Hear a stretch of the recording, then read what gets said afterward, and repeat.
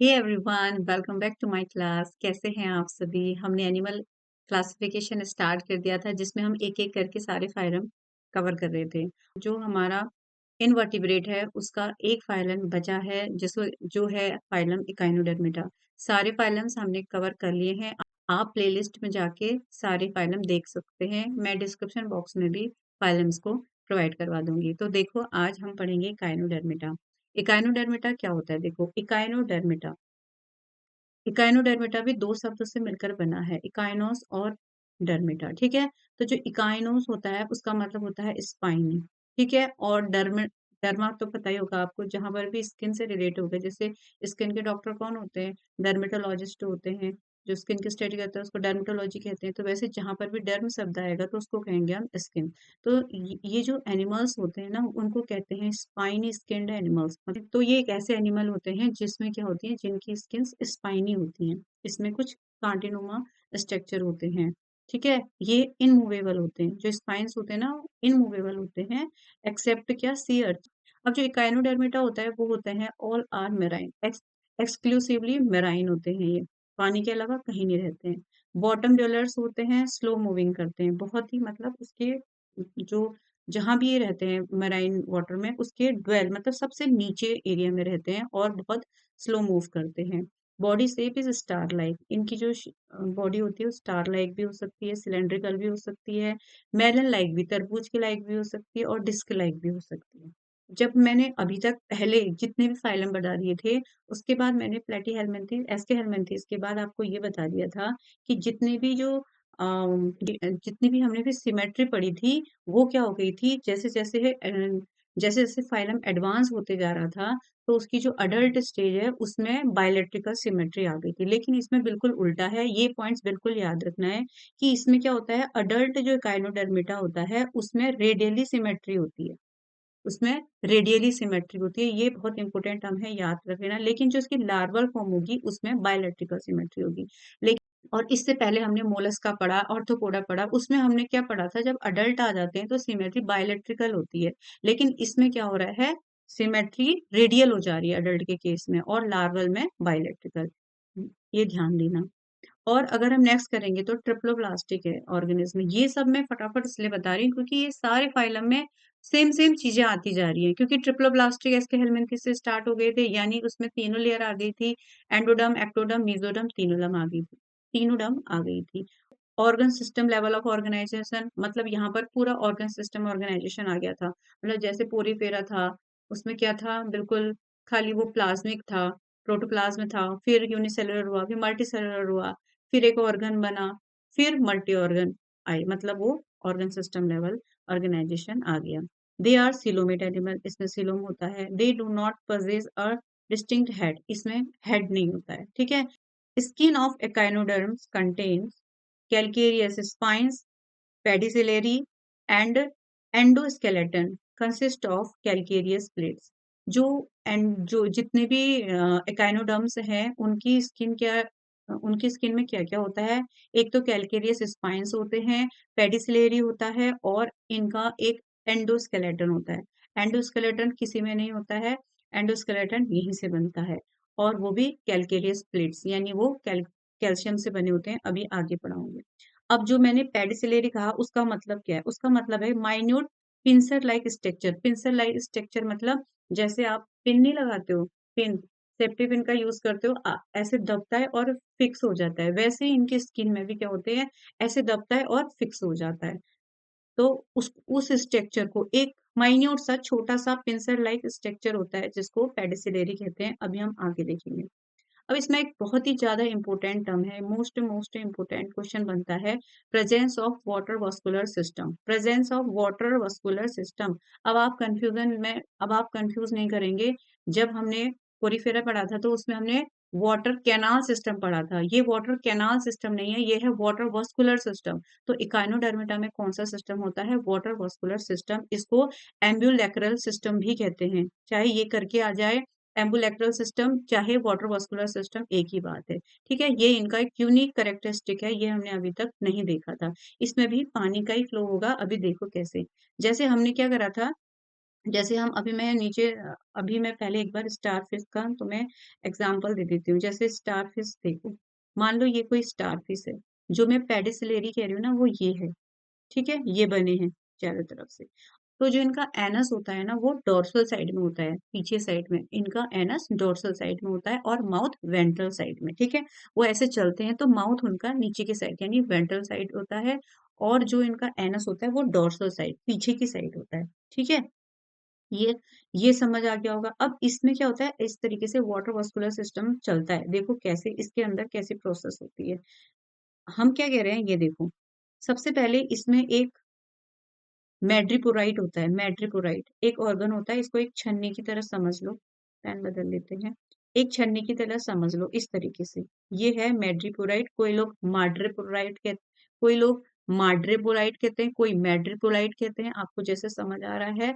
Madreporite. अब ये madreporite से क्या होगा, पानी जाएगा, ठीक है, वाटर एंटर करेगा, इस तरीके से फिल्टर हो जाएगा। उसके बाद यहाँ पर से ये इस कैनाल से जाएगा, इसको कहेंगे स्टोन कैनाल। ये पानी इस स्टोन कैनाल से होते हुए कहाँ आ जाएगा। अब इस स्टोन कैनाल से पानी होते हुए कहाँ पहुंचेगा, ये जो ये बनी है रिंग कैनाल्स, तो इस स्टोन कैनाल से ये जाएंगी किधर, इस रिंग कैनाल में। इस रिंग कैनाल से फिर इस रेडियल कैनाल में। इस रेडियल कैनाल से फिर चली जाएंगी लेटरल कैनाल में। और ये जो लेटरल कैनाल्स हैं, इस तरीके से ये जो लेटरल कैनाल्स दिख रही हैं, उसमें जो इस तरीके का स्ट्रक्चर दिख रहा है, इसको कहते हैं ट्यूब फिट। और इस ट्यूब फिट के साथ पानी फ्लो में बाहर आ जाता है, ठीक है। पानी बाहर आ जा रहा है। अब इकाइनोडर्मिटा को ऐसी भी क्या आप बड़ी है कि वो पानी ले रहा है और फिर थोड़ी देर में छोड़ दे रहा है। मेट्रोपोडाइट से पानी को ले रहा है और ट्यूब फिर से निकाल दे रहा है। इतना इकाइनोडर्मिटा का क्या है कि पानी को लेना और पानी को छोड़ना, ये देखते हैं। तो जो ये वाटर वस्कुलर सिस्टम है ना, सबसे पहले तो ये लोकोमोशन में हेल्प करता है। देखो अब जैसे स्टारफिश है, स्टारफिश है, उसका लोकोमोशन कैसा होता है, वो अपनी आर्म्स को ऐसे जमीन में ऐसे गाड़ी रखता है और पानी को ऐसे आगे को फेंकता है और पूरी बॉडी को आगे से मूव करता है। फिर यहाँ पर क्या हो जाता है, इस तरीके से बिल्कुल से जम जाता है, मतलब इस तरीके से मतलब सक हो जाता है, मतलब शक्कर की तरह उसके ऐसे चिपक जाते हैं। फिर वो पानी छोड़ता है और फिर आगे बढ़ता है, फिर पानी छोड़ता है, फिर आगे बढ़ता है। तो इस तरीके से इसका लोकोमोशन भी होता है।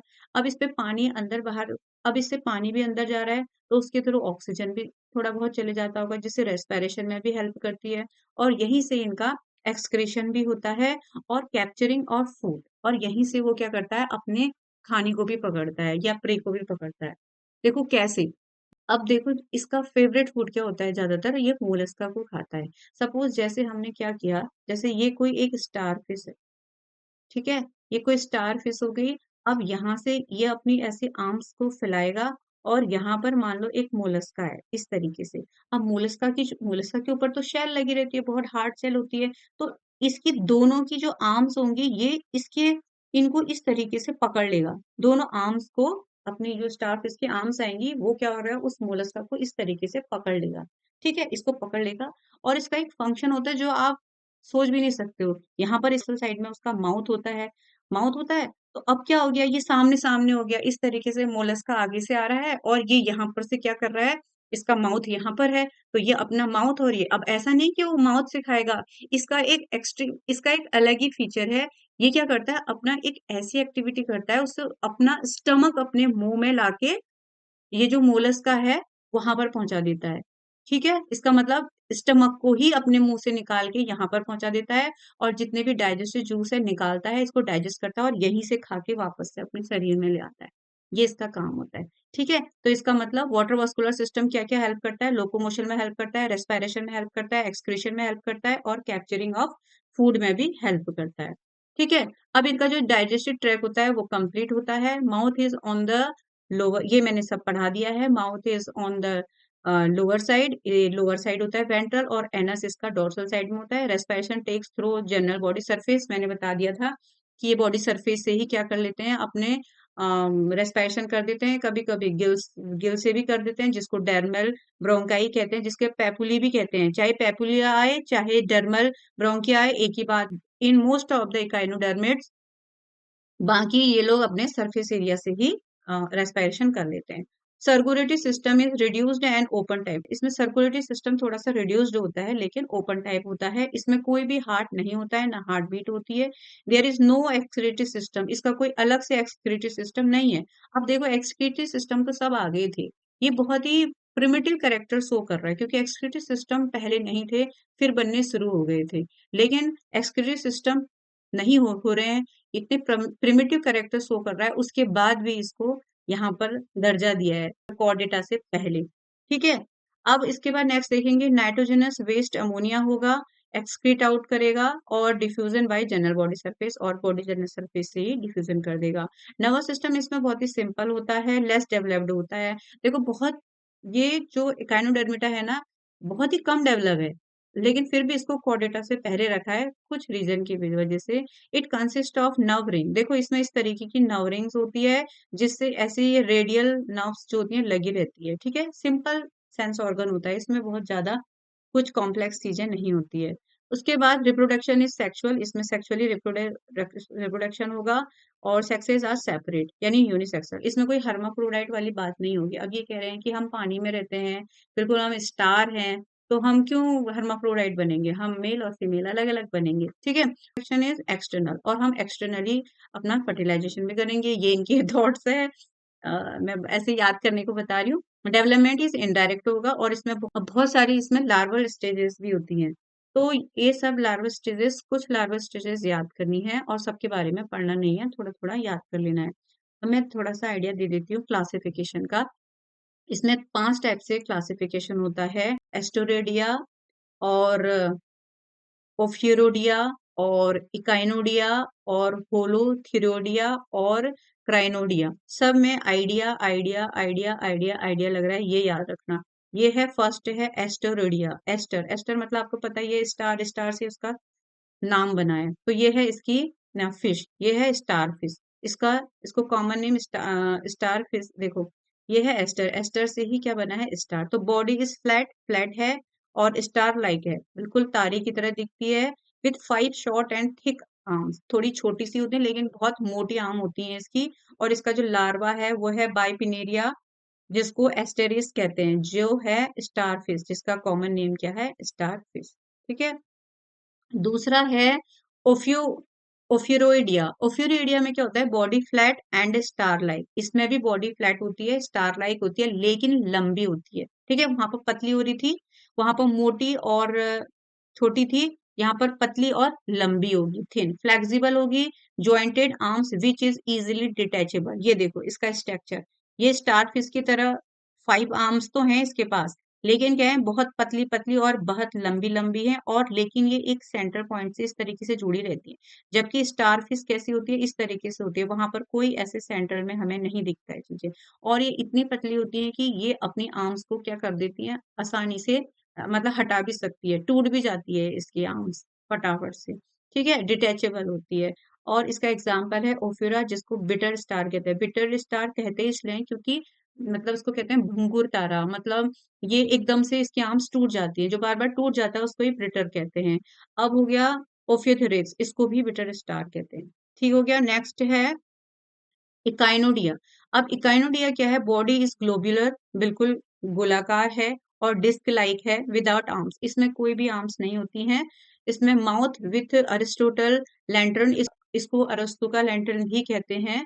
और विथ 5 टीथ, इसमें कुछ 5 टीथ होते हैं अंदर से, इसको मैस्टिगेटिंग एपरेचर कहते हैं। और इसका लार्वा है, और एग्जाम्पल हो गया सी अर्चिन। देखो सी अर्चिन क्या होता है, अब सी अर्चिन ने तो कह दिया भाई, अगर आपने हमारा नाम रख दिया है कि ये स्पाइनी एनिमल्स हैं, तो मैं तो और लंबे लंबे स्पाइन बनाऊंगा। तो इसमें बहुत लंबे लंबे, बहुत ही पतले पतले इस तरीके से स्पाइन्स लगे होते हैं। अगर हम इसको खोल के देखेंगे तो ऐसे, आदमी तो इतना पागल हो चुका है अभी तो, जो लोग नहीं खाते उनका तो ठीक है, लेकिन कुछ लोग, बाहर के लोग, पता नहीं कहाँ के लोग, इस तरीके से इस छोटे सी अर्चिन को भी नहीं छोड़ रहे। इसको इस तरीके से खोल के, इसमें अंदर से पता नहीं इतना सा पार्ट है खाने का, बाकी तो सब इसमें वाटर भरे रहता है क्योंकि मरीन है। तो क्योंकि ये मरीन है, अब पता नहीं इसमें से ये क्या निकाल निकाल के खा रहे हैं। मुझे समझ ही नहीं आता है, जो ये जो सी फूड खाना पसंद करते हैं, फिशेज प्रॉन और ये सब चीजें तक तो समझ आती थी। अब ये लोग बिल्कुल अंडर वाटर की चीजें भी पता नहीं किस उससे किस शौक से खा रहे हैं, समझ नहीं आता है मुझे, ये भी खा ले रहे हैं लोग। नेक्स्ट है होलोथ्रियोइडिया। ये इसमें बॉडी लॉन्ग होती है, देखो इस तरीके से बॉडी लॉन्ग होती है ये, इस तरीके से यहाँ से यहाँ तक इस तरीके से लॉन्ग होती है, सिलेंड्रिकल होती है, बिल्कुल कुकुम्बर लाइक, बिल्कुल एक खीरे की तरह होती है। खीरा जैसा तो नहीं दिखता है लेकिन एक खीरे की तरह ही होती है इस तरीके से। इसमें कोई आर्म्स नहीं होती है, ठीक है। रेस्पायरेशन इसमें होता है क्लोरिकल ट्री। क्लोरिकल ट्री मतलब होता है ये इस तरीके से, ये एनस वाले पार्ट के इधर का क्लोइका होता है। इसमें इस तरीके से हमें क्या दिख रहे हैं, इस तरीके से कुछ ब्रांचेस दिख रही हैं, इसलिए इसको हमने क्लोरिकल ट्री कह दिया है, ठीक है। ये ट्री जैसा हमें दिख रहा है ना अंदर, तो ये क्या हो गया, इस तरीके से यहाँ पर रेस्पायरेशन होता है इस क्लोरिकल ट्री में। अब लार्वा इसका है ऑरिकुलेरिया, और इसके एग्जाम्पल है कुकुमेरिया, जिसको क्या कहते हैं, सी कुकुम्बर भी कहते हैं। इस तरीके से देखो, कुकुम्बर है, कुकुम्बर लाइक स्ट्रक्चर है, और इस तरीके से इसमें कुछ फ्लावर लाइक दिख रहे हैं, लेकिन ये एनिमल है, ठीक है। इसको हेलोथूरिया कहो, उसको भी सी कुकुम्बर कहते हैं, और कुकुमेरिया को भी सी कुकुम्बर कहते हैं। लास्ट है इसमें क्राइनोडिया। क्राइनोडिया की बॉडी क्या होती है, बिल्कुल प्लांट की तरह दिखती है। ये देखो जैसे ये कोई प्लांट है, लेकिन ये क्या है, एक एनिमल है। ये फिक्स विद प्लांट, ये क्या रहता है, एक ब्रांच आर्म से बिल्कुल फिक्स रहता है, विदाउट स्पाइंस एंड पेडिसुलेरिया, पेडिसुलेरी, और विदाउट स्पाइंस एंड पेडिसिलरी, इसमें कोई स्पाइंस भी नहीं होते हैं और पेडिसिलरी भी नहीं होते। इसकी जो लार्वा है उसको कहेंगे डोली फ्लोरिया, और जो इसका एग्जाम्पल है वो एंटीडोन, यानी इसको सी लिली भी कहते हैं। इस तरीके से देखो, लिली की तरह इसमें स्ट्रक्चर देखते हैं। एंटीडोन आप ऐसे याद रखना कि एंटीना, जैसे देखो ये एंटीना टाइप लग रहे हैं ना ये, तो इस तरीके से करोगे, जैसे एनिमल्स में एंटीना निकले रहते हैं, इसमें भी इस तरीके से एंटीना जैसे स्ट्रक्चर है, इसलिए इसको एंटीडोन कह रहे हैं। और ये दिखने में बिल्कुल लिली की तरह दिख रहा है, इसलिए इसको इसलिए इसको सी लिली कह रहे हैं, ठीक है। बहुत ही सिंपल और बहुत ही इंटरेस्टिंग इकाइनोडर्मिटा फाइलम है। और इसमें एक कॉमन, बाकी सब चीजें तो सब नॉर्मली थी, बस कुछ हमने लार्वा नाम याद रखने हैं, कुछ एग्जाम्पल नाम याद रखने हैं, बस एक ही फीचर हमें याद रखना है इसमें, क्या, water vascular system. Water vascular system इसमें एक यूनिक करेक्टर है, आपको वही ध्यान रखना है, ठीक है। तो जिसने भी पहले पुरानी वाली फाइलम्स नहीं देखी हैं, एक बार जरूर जरूर देख लीजिए। अगर आपने एक एक करके सारी फाइलम देख ली, तो फिर इसमें आपको कोई परेशानी नहीं होनी, क्योंकि सारी चीजें वही हैं। Organ level of organization, symmetry कैसी है, और सर्कुलेशन कैसा है, रेस्पिरेशन कैसा है, फर्टिलाइजेशन क्या होगा, ये आपको फिर खुद ही खुद समझ में आते चला जाएगा, ठीक है। नेक्स्ट क्लास में हम हेमिकोडेटा पढ़ेंगे। और आज की क्लास कैसी लगी, क्लास अच्छी लगी तो एक लाइक कर दीजिए, चैनल को सब्सक्राइब कर दीजिए। मिलते हैं नेक्स्ट क्लास में, टिल देन बाय।